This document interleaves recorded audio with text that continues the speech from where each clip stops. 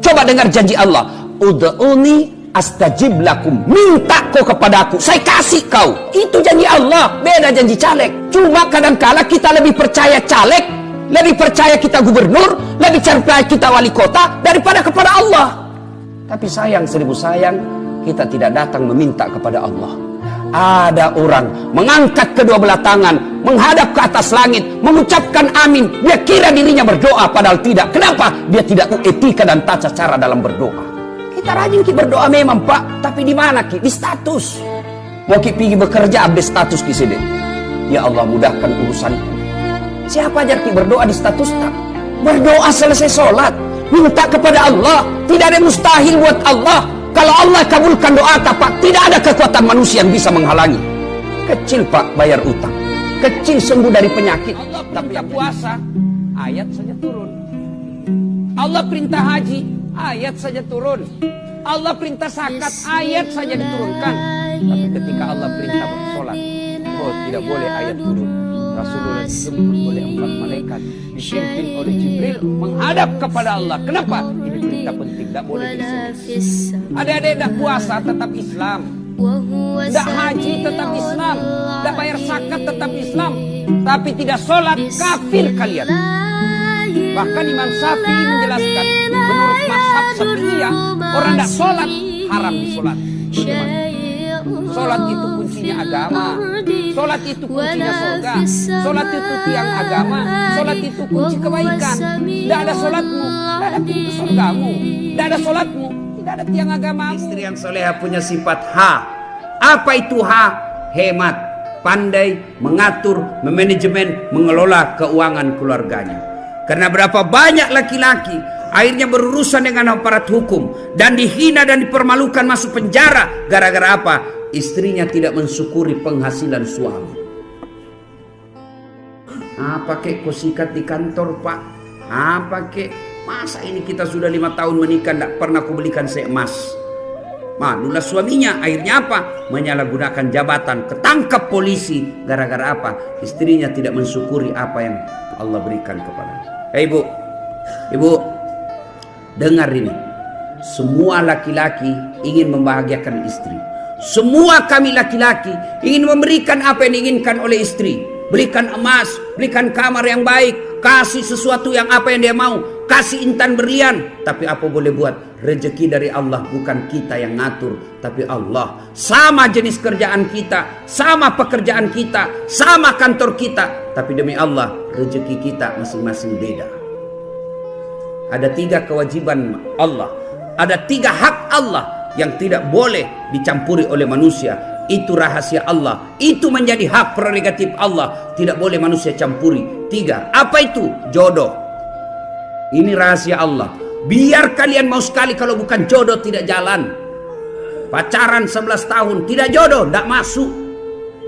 Tapi kalau jodoh, baru kenal 2 bulan, jodoh ditangkap hansip kasih nikah. 2, ajal. Kalau sudah tiba saatnya, tidak bisa diundur dan tidak bisa dimajukan. Itulah ajal. Yang ketiga, rezeki. Rezeki ini Allah yang ngatur. Bapak ibu tidak usah cemas. Allah yang tentukan rezeki kita. Maka ibu, berapa penghasilan suamimu? Selalulah ucapkan alhamdulillah. Bang, jangan menghalalkan segala cara bang. Saya istrimu, berapapun yang kau dapat, berapapun yang kau bawa ke rumah, saya ikhlas dan akan menerimanya dengan senang hati. Karena memang itulah rezeki yang Allah sudah tentukan untuk rumah tangga kita. Tenang kita suami. Nah, itulah jadi istri yang soleha. Ibu mau tahu lagi rahasia suami supaya dia tidak marah. Selain hargai dia, jangan bicara kasar, urus anaknya dengan sebaik-baiknya. Karena itulah prestasi terbesarnya seorang suami, anak. Nah, bapak-bapak mau punya istri seperti yang saya jelaskan tadi? Mau? Mau? Nah, bapak juga harus jelaskan tugasnya sebagai suami. Apa tugas sebagai suami? 1, tidak penting kau sekolah ke luar negeri, tidak penting kau kursus kiri kanan. Kalau kau mau sukses, muliakan orang tuamu. Allah akan mudahkan apa yang kamu mau. Ketika orang tuamu sudah keluar dan dia berkata, Nak, Mak, saya pergi ya Mak, doakan saya selamat dunia akhirat, saya capai apa yang saya cari. Kalau dia bilang, rela kau pergi nak, aku doakan kau apa yang kau cari. Bergetar itu arasnya Allah. Maka jangan pernah tinggalkan rumahmu tanpa lihat di medsos, di TV. Kan tujuannya ini orang dilarang mudik supaya kau jangan berkumpul. Tapi ternyata setelah dibalikkan pulang, dihadang sama polisi, dia pulang ke Jakarta, berkumpulnya di Tanah Abang. Ini namanya beleng-beleng. Ini beleng-beleng. Kau dilarang pulang kampung supaya kau tidak berkumpul. Kenapa kau berkumpul di mall? Kenapa kau berkumpul di pasar? Ini ada apa seperti ini? Tidak ada orang tidak ada masalahnya. Ya? Kau kira saya Ustadz tidak ada masalah? Oh, masalah besar. Apa masalahku? Mau kawin lagi tapi takut sama istriku. Oh, masalah itu masalah. Masalah. Ayo. Kalian semua apa masalahmu sekarang? Hah? Mau keluar. Tapi demi Allah, kau tidak akan tenang menghadapi ini masalah penjara kalau kau tidak sabar. Apakah sabar itu? Duduk-duduk di masjid, berzikir. Subhanallah, subhanallah. Keluar air matanya, berzikir, tiba-tiba dapat sipir. Saya sabar Pak. Bukan sabar namanya itu, dongo. Masa tidak ada salata ditempelin tidak melawan. Ceritakan ini, sahabat bertanya, ya Rasulullah, luar biasa syafaatmu waktu itu. Luar biasa rekomendasinya CEO pada waktu itu. Apakah semua umatmu otomatis mendapat syafaat? Kata Nabi, ya tidak dong. Kalau kau mau mendapat syafaatku ada 2 syaratnya. Masya Allah. 2 saja Pak. Lebih susah syaratnya jadi gubernur. Lebih susah syaratnya jadi sarjana. Ini cuma 2 mas. 2 loro. Apa itu? Kata sahabat, ya Rasulullah, apa yang 2 itu? Yang pertama kata Nabi, aqimis shalah, dirikan sholat. Saya yakin sedulur-sedulur ini, semua saudara-saudaraku yang hadir di sini rajin sholat. Alhamdulillah. Tapi tolong perhatikan kualitas sholat Bapak. Jangan sampai Bapak sholat sekedar sholat. Ingat ancaman Allah dalam surah Al-Ma'un. Ara'aital ladzi yukadzibu biddin. Tahu enggak kalian siapa pendusta agama? Puasanya dusta, hajinya dusta, zakatnya dusta, bahkan sebagian ulama mengatakan syahadatnya pun dusta. Mereka semua dusta. Siapa mereka? Satu di antaranya, fawailul lil musallin. Maka celaka orang-orang yang sholat. Siapa? Mereka yang lalai dalam sholatnya. Kenapa lalai dalam sholatnya? Karena tidak memperhatikan rukun-rukun sholat. Gimana mau khusus sholat, rukun sholat aja Bapak tidak tahu. Gimana mau sholatnya dengan baik, rukunnya aja kita tidak ngerti. Rukun sholat ada 13. Ayo, 13 tahun kita sholat, 20 tahun kita sholat. Kenapa hidupku susah? Kenapa hidup saya kok sengsara? Padahal Allah jamin orang yang baik sholatnya tidak mungkin sengsara hidupnya. Tuhan apa yang sengsarakan hidupnya orang yang baik sholatnya? Polisi aja tidak mau tangkap orang yang baik sholatnya. Ustadz, ditangkap itu Pak Haji tetangga saya. Kenapa? Rajin betul dia sholat Ustadz. Pret. Tidak ada Pak. Tuhan apa yang sengsarakan hidupnya orang yang baik sholatnya? Tidak mungkin lah. Lalu kenapa ada orang yang sholat kok sengsara hidupnya? Salah satu sebabnya Bapak tidak ikhlas dalam sholat. Allahu Akbar, Allahu Akbar. Duhur lagi. Asar lagi. Barusan kita sholat duhur, kok tidak ikhlas bos? Saya sholat Ustadz, betul kok sholat tapi main-main. Allahu Akbar. Saudara-saudara sekalian, bayangkan tekanan psikologis saya pada malam ini. Semenjak saya menjadi ustadz, malam inilah ceramah saya paling berat. Tahu nggak? Bayangkan tadi guruku saja, Kiai Amirullah Amri, merasa tertekan. Bagaimana misalnya? Bayangkan nih, Sampai ku WhatsApp tadi Prof Hamdan, Prof, jangan misalnya ceramah cukup mini. Nah bilang, ceramah ki Ustaz, kita na tunggoran. Bilang hoax gitu. Bayangkan Pak, yang ceramah tadi semua ini ahli-ahli agama, profesor doktor. Saya disuruh lagi. Coba kita lihat di medsos. UAS dari Mesir dan dari Maroko. Adi Hidayat dari Libya. Saitun Rasmin dari Madinah. Khalid Basalama dari Madinah. Dasat Latif SMA 4.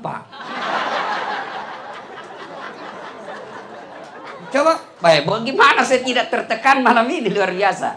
Ibu tahu itu gelarku SAG, Sarjana Agama. 7 tahun itu baru selesai. Betul. Berapa IP ku? 2,1. Dan pengujiku waktu itu Guruta almarhum Sanusi Baco. Beliau tanya saya waktu itu dengan Ibu Nur Hudanu. Dia bilang begini, Pak Kiai, saudara calon, berapa ayat kamu hafal selama kamu kuliah? Aku bilang, tapi Pak Kiai Jusam Maji. Itu aja nggak, betul Kak? Tapi saya syukur pernah sekolah di UIN, AIN dulu namanya. Saya dulu wisuda di Unhas, masuk dalam kategori 10 besar yang terbaik. Tapi tidak datang bapakku. Kenapa? Nah bilang, apa itu sekolah politik, Pak Wale-Wale. Karena saya lulus di Sospol, tidak nakui Kak. Sekalinya saya lulus di UIN, IAIN tahun 2000, dan sewakan mobil orang di kampung datang kok, sarjana agama anakku. Masya Allah. Ibu bapak saudara-saudara sekalian, ini pemanasannya. Yang kedua yang saya mau sampaikan, itu kan baru-baru ada wawancara KPK toh, wawancara kebangsaan. Ada tidak lulus tawa, repot memang tuh kuliah itu soal-soalnya deh, repot ki. Nah ternyata di Padang Masar kelak niat tunggu wawancara, ditanya tongi dulu orang. Kalau saya tidak salah, Pak Amirul Amri pernah kasih tahu saya, tidak bergerak kaki seseorang manusia. Biarkan orang menghinamu, biarkan kau kontrak-kontrak rumah, biarkan pekerjaanmu seadanya, tapi kau muliakan orang tuamu. Itu yang membuat kamu gampang masuk surga. Biar tinggi pangkatmu, duitmu banyak, tabunganmu bermiliar-miliar, tapi kau lalaikan orang tuamu, demi Allah kau tidak akan masuk surga. Kenapa kalian yang masih punya orang tua tidak memanfaatkan itu? Ladang surga itu orang tuamu. Apalagi kalian yang sakit ibu bapakmu, itu Allah sayang kalian. Dia sayang kau Tuhan, nah kasih kau pintu gampang masuk surga. Lalu kenapa ketika orang tuamu sakit kau mengeluh? Tidak semua orang, tidak semua anak dikasih cobaan melawat orang tuanya. Kalian kembali kalau masih hidup orang tuamu, muliakan orang tuamu meskipun dia tidak sholat. Lihat orang-orang dulu, Pak Galung mi kasih, guru mengaji mi kasih, tapi anaknya bisa jadi penderita. Kenapa? Nggak ada dia makan uang haram. Bapakku guru mengaji. Apa mau korupsi guru mengaji? Paling macera. Prof, dulu bapakku ke guru ngaji. Potong ayam kan orang kalau macera dulu di kampung. Tuh, sedikit-sedikit macera. Baru masuk macera. Dari Al-Fatihah macera sedikit. Dapat ikra macera bisa dek. Tambah orang kecil macera lagi. Beberapa kali macera, 9 kali macera. Kutanya sama bapakku, kenapa? Karena banyak sekali macera. Napa? Karena ya tuh naruh sama. Dah. Tapi coba kalau kepala dinas, PU, Sat Narkoba,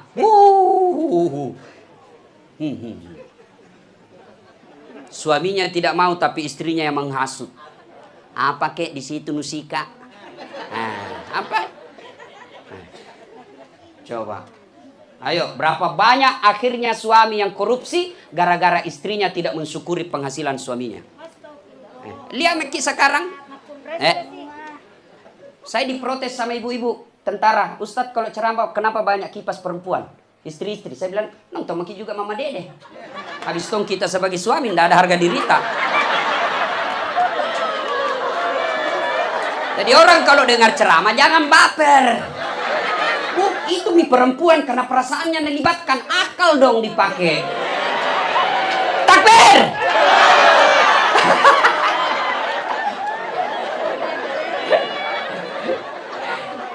Itu ibu bapak saudara-saudara sekalian, maka adik-adikku kalau kalian mau sukses, ndak penting sekolah ke luar negeri, ndak ji, ndak penting kursus bahasa kiri kanan, ndak ji, perbaiki saja, muliakan orang tuamu. Bu, ada 4 perempuan yang menjadi penghuni api neraka.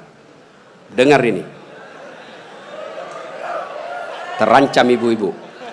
1, kata Nabi, mereka yang selalu bicara kasar sama suaminya.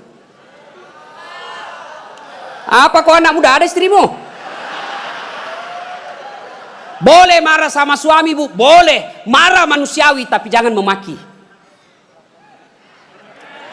Ini kalau marah, la haula wala quwata illa billah, keluar semua kebun binatang di mulutnya. Bagaimana kita betah di rumah kalau ngomel aja kerjanya? Jadi, bu, coba dengar itu laki-laki, coba lihat itu laki-laki. Kami pikir ibu bagaimana supaya ibu bisa pakai AC di kamar. Pak, kami pikir bagaimana supaya ibu bisa pakai emas pulang kampung dihargai sama keluarga. Kami pikir bagaimana supaya kalian bisa dibelikan mobil supaya tidak hitam kulitmu. Itu dipikir sama suamimu. Makanya jangan suka marah-marah. Takbir! Ada di sini takut sama istrinya? Ada? Berhenti kau jadi laki-laki. Ngamuk Ustaz, kalau dia ngamuk enggak apa-apa. Dia pecahkan piring satu, pecahkan satu lusin. Dia pecahkan semua. Kenapa? Piring, gelas boleh dibeli. Harga diri sebagai suami tidak boleh diinjak-injak istri. Takbir! Ah, itulah yang takut sama istrinya. Oi bu, oi.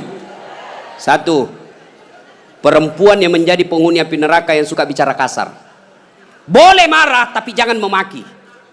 Marah silahkan, manusiawi, tapi jangan memaki-maki. Goblok memang kau jadi laki-laki. Sudah goblok, hitam, gendut. Wah, ini penghuni neraka ini. Apa bacanya? Saya tidak makan. Apa maknanya? 1 maknanya, tidak suka kak. Makna kedua, saya tidak makan. Apa? Kenyang nggak? Iya toh, saya tidak makan. Maknanya kenyang kak. Makna ketiga, alergi kak. Iya toh. Makna berikutnya, saya tidak makan. Apa? Puasa. Iya toh. Saya tidak makan. Makna berikutnya, haram. Baru 1 kata, 1 kalimat, saya tidak makan. Berapa nih maknanya? 1, saya puasa. 2, alergi. 3, kenyang. 4, saya tidak suka. 5, haram. Baru 1 kata. Maka ketika ada hadis, kalimatnya sama, dimaknai ulama yang berbeda-beda. Saya kasih contoh yang selalu saya jadikan contoh. Ayat la ikraha fiddin. Apa artinya itu? Apa artinya Pak Dokter? La ikraha fiddin, tidak ada paksaan dalam agama. Itu artinya. La ikraha fiddin, ayat itu tidak ada paksaan dalam agama. Tapi hati-hati kok, kalau kau tidak baca terjemahannya, tidak kau baca tafsirnya, tidak kau baca asbabun nusulnya, sejarahnya itu ayat turun, maka kau salah sesat kau. Kenapa anda sembahyang kau? La ikraha fiddin. Tidak ada paksaan dalam agama. Belen-belen salah ayat kuntu dongo. Kenapa anda pakai jilbab kau? La ikraha fiddin. Salah bos. Ini ayat dibaca sejarahnya. Apa makna? Apa sejarahnya ini ayat? Oh, Nabi mengajak orang masuk Islam. Ternyata tidak setuju orang kafir Quraisy. Allah bilang, "Jangan kau pasai Muhammad, tidak ada paksaan untuk masuk dalam Islam." Begitu juga ketika kau lihat hadis. Ada hadis kau baca, jangan kau maknai saja kalimat letter-letternya. Nah bilang bahasa populernya sekarang ini, narasinya, kalimatnya, jangan kau itu saja. Tapi baca sarahnya, pembahasannya, kajiannya. Kita baca asbabun nusulnya, kita baca silsilah hadisnya, kita lihat lagi matannya, kita lihat lagi perawinya. Itu dipelajari semua. Kapan kita tidak belajar dengan baik, maka ilmu yang kita kalau kau mau dapat laki-laki baik-baik, tidak usah kau pacaran, perbaiki dirimu. Allah kirimkan kau jodoh laki-laki yang baik. Cewek, jangan lalu kau percaya itu laki-laki yang lagi jatuh cinta. Jangan kau percaya, bohong itu semua. Dia bilang, gunung kan kudaki, lautan ku seberangi, masjid kau lewati. Jangan biasakan pergi bonceng-bonceng cowok. Apalagi motor sekarang, motornya anak muda, motor lale. Modal nak kasih ke silver queen, nak kasih ke bunga-bunga plastik, merekami. Lebih sopan sama cowoknya daripada mamanya. Lebih sopan sama cowoknya daripada bapaknya. Mana buktinya? Coba buka HP-mu. Siapa yang wallpapernya bapaknya? Saya kemarin dapat pelajaran berharga. Seorang pengusaha sukses di Jakarta. Ya, dia toko Mercy terbesar di Indonesia. Saya ke rumahnya diundang buka Syawal. Dia ceritalah, Ustadz, ibu bapak saya merantau dari Padang 1 sampai 11 kali pindah-pindah rumah sewa. Dipindah yang ke-12, saya bawa ibuku, saya bilang sini ke ibu, kita pergi jalan-jalan sama cucu. Lalu saya hadiahkan rumah ibu saya, harganya 3,8 miliar pada tahun 2004. 3,8 miliar. Padahal menurut beliau, pada saat 2004 itu, saya sendiri masih kontrak rumah. Tapi saya kumpul uang, saya belanjakan rumah ibuku, karena ibuku punya cita-cita, mudah-mudahan saya bisa punya rumah yang besar, ada kolam renangnya. Dan dia bawakan itu ibunya, dia bilang, Bu, ini hadiah buat ibu. Dan sekarang alhamdulillah itu bapak, puluhan rumahnya, dan di Jakarta kelas 1 lokasinya. Jadi kecil lunas rumah, belajar dari kisah tadi. Tidur 309 tahun, kecil punya rumah. Gimana caranya? Muliakan orang tuamu. Dapat gaji, sisihkan sedikit. Bapak-bapak juga, kalau istri mau bersedekah, jangan marahi. Sedekahkan. Ibu-ibu nih yang banyak gelang-gelangnya, berikan kepada ibu bapak kita. Jangan sampai kita lebih mewah gelangnya daripada ibu tak. Ndak tega Kak Ustaz. Itu godaan setan. Ndak ikhlas rasanya Ustaz. Itu godaan setan. Kasih ibumu, Allah kasih kau yang lebih hebat dari itu. Aku yakin. Tapi kalau ragu-ragu, tuh nggak mau gaje, dek nak turun tuh. Kecil buat Allah. Maka sedekahlah untuk orang tua kita. Ustadz, saya belum bisa belikan rumah mobil orang tuaku. Oke, kalau belum bisa karena kau masih pengangguran, paling tidak muliakan orang tuamu. Jangan kasih pikiran yang tidak enak didengar. Saya masih ngontrak-ngontrak Ustadz. Paling tidak jangan kau cerita lagi kalau bertengkar kau sama suamimu. Itu suamiku Pak, suamiku. Kau sudah tidak kasih uang, kau kasih pusing lagi pikirannya. Saya dengar suamimu begini, fitnah jitu fitnah. Itu suamiku orang baik. Tenang. Kalau kita tidak bisa memberikan secara fisik, bahagiakan perasaannya. Maka dedek sekalian, tidak ada susahnya buat Allah kasih kalian kejayaan dunia. Caranya, muliakan orang tua. Ketika kita dipanggil satu-satu, wajah-wajah kita di padang mahsyar tidak lagi seperti ini. Ada yang mukanya seperti ular. Kata Nabi, siapa yang muka ular? Mereka yang suka menjilat-jilat. Ini di kantor bupati banyak begini. Dia cepat. Yang kedua kata Nabi, ada juga nanti yang mukanya seperti anjing. Siapa muka anjing ya Rasulullah? Beliau menjawab, mereka yang disogok dan menyogok. Ini termasuk anggota DPR nanti yang terpilih karena nyogok. Ada begitu di sini? Ada? Atau salah, kenapa kau pilih? Tapi kau larang, tapi kau bilang Valentino. Lalu kata Nabi, ada juga nanti yang mukanya seperti tikus. Ya Rasulullah, siapa muka tikus? Mereka yang suka mengambil barangnya orang. Ada juga kata Nabi yang nanti mukanya seperti kuda. Siapa muka kuda ya Rasulullah? Nabi menjelaskan, mereka yang suka mendahului imam ketika sholat berjamaah. Ini yang hilang anak-anak muda kita sekarang. Diserang kebanjiran. Kalau umatnya Nabi Nuh, anaknya Nabi Nuh kebanjiran, maka kita juga sekarang kebanjiran.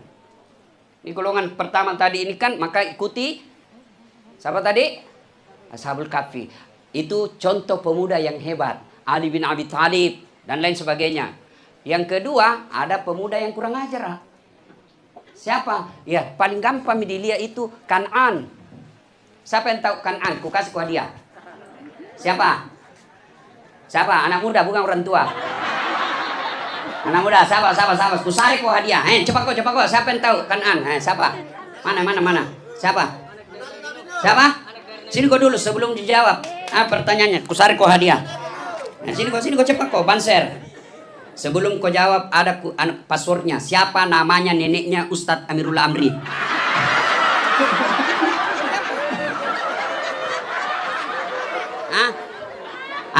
Dengar kau ini anak muda, terutama Jo Banser. Kalau ada pertanyaan begitu, dek, jawab kau saja, karena belum tentu nak tahu juga ini orang. Itu artinya kau tidak boleh langsung mundur sebelum kau berusaha. Siap. Siapa itu tadi? Kan'an, Anak dari Nabi Nuh. hadiah 100.000 rupiah. Beda rasanya ini dengan uang kontraktor. Ya, jangan kau jabat tangan, banyak corona. Kan'an, adik-adik sekalian, itu Kan'an, anaknya Nabi Nuh. Jelas sekali. Didakwai tidak mau. Bayangkan, dinasehati sama bapaknya tidak mau. Akhirnya banjir. Nakana manggena, anakku naik kau sini perahu. Nakana tidak jadi berenang nggak? Nakana tidak kulit, tidak bisa kau berenang terus. Nabi bilang berenang nggak? Kalau capek kan naik di gunung. Gunung tenggelam. Nabi bilang naik lagi pohon di atas gunung. Akhirnya tenggelam semua benda yang ada di dunia waktu itu. Panggil anaknya, sini kau naik perahu nak. Sini kau naik perahu, tidak mau kinai. Akhirnya tenggelam. Anak kita insya Allah tidak tenggelam dengan air setinggi gunung yang pernah dialami umatnya Nabi Nuh. Tapi apa sekarang banjirnya anak-anak kita? Banjir apa? Satu game. Kalau game permainan masih baik. Ningkat apa? Akhirnya judi. Dan kurang ajaran jo Pak Botoro. Maka istilah hadiah. Sedekah. Pret. Ngapa dapat Botoro pakai hadiah? Istilah agama dia pakai. Nak cari kau nanti malaikat kau dalam. Bukan yang ngasih nih pengurang ngajar. Bagus. Satu, birrul walidain. Baik kau sama orang tuamu deh. Biar kau menghafal segala rumus. Kau hafal semua rumus-rumus ujianmu. Tapi kalau kurang ngajar kau sama orang tuamu, tidak ada gunanya. Saya tidak cerdas, tidak terlalu cerdas juga. Tapi saya muliakan orang tuaku. Akhirnya Allah angkat derajat saya. Ridallah fi ridal walidain, suktillah fi suktil walidain. Ridanya Allah tergantung ridanya orang tua, murkanya Allah tergantung murkanya orang tua.